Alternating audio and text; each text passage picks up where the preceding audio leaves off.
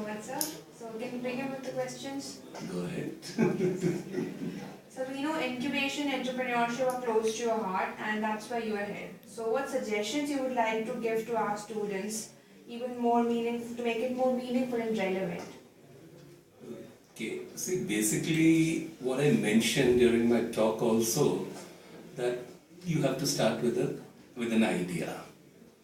I think that is the basis of whatever you're going to do later on. And the idea has to fill in a need, a felt need of some segment of the population of this country. So once you have that idea, you would need to do a pilot level testing of that idea perhaps. And again, as I mentioned earlier, most of the pilot testing is done using your own funds or informal sources of funding, etc. So somewhere you got to find that money, and that is what is your entrepreneurial ability all about. To test it maybe in a room in your house, in the garage of your house, or a friend's accommodation, somewhere or the other. You got to make that effort as an entrepreneur, and that would be probably the first sign of your entrepreneurial ability. And once you've tested it out at that level, and you have something remotely close to a prototype, hopefully, or you've developed a prototype of your idea or product or service or whatever it is, and you know that there is a distinct value addition in that product vis-a-vis the existing range of products which are available, or you have been able to differentiate it in a very, very appropriate kind of manner. That is where you got to approach the next level of organizations for funding or enter an incubator. Actually, that is where the incubator comes in. And once you go with an idea at that stage to an incubator, if it is addressing the needs, substantial needs of a large segment of the population, or if it is addressed to the bottom of the pyramid kind of requirements, if it's an impact investment kind of an idea, I'm sure you would be in a position to take off with various incubators or angel investors or the entire system which is there for startup financing in the country. Today the country is more receptive and open to the ideas of entrepreneurship compared to when you may have started. So what would you say to our students, to go for job seeking or for entrepreneurship? Yeah, you are absolutely right that today the environment is indeed very, very conducive to entrepreneurship.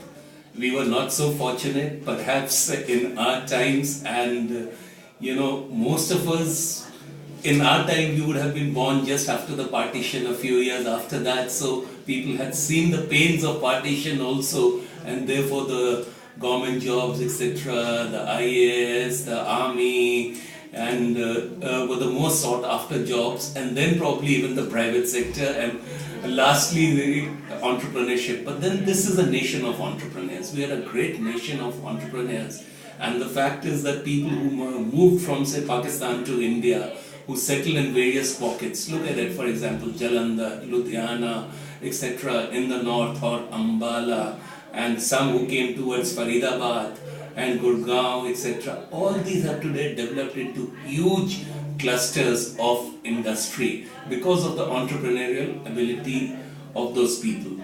Now, the environment today is that the government is totally focused on developing entrepreneurship, right from its skilling program, Skill India program, to the Make in India program, to the Startup India program, to the Stand Up India program. All this range of programs are targeted at the young, upcoming entrepreneurs, and also the awareness is very much there that it is only entrepreneurship which can provide jobs. The government will not be in a position to absorb 1.2 crore people who are being added to the working population every year. 12 million youngsters are joining the working population. So it's the only entrepreneurship, setting up of industries, services, etc. in a unique way, which is going to offer the potential to absorb the youth of this country also. So in what ways can we expect your active involvement in leading and incubating entrepreneurship at NDIM?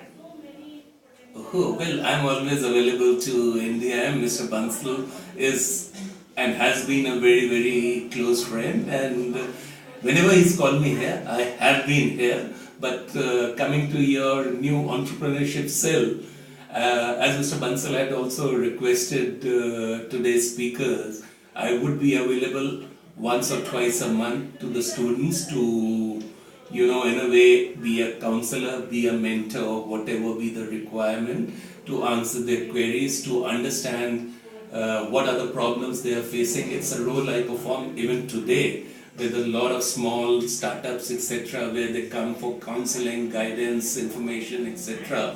And I would happily continue with this role, because post my retirement I feel it's the time to give back to society, and I feel this is the best way in which I am equipped to give back, by helping the youngsters to come and set up their projects. So when can we come and meet you formally to make this association forward? I am Delhi based, so it's not a problem, and we could do it at any mutually convenient time over the next few days. Really, it should not be a problem. Okay, so thank you so much. You're welcome.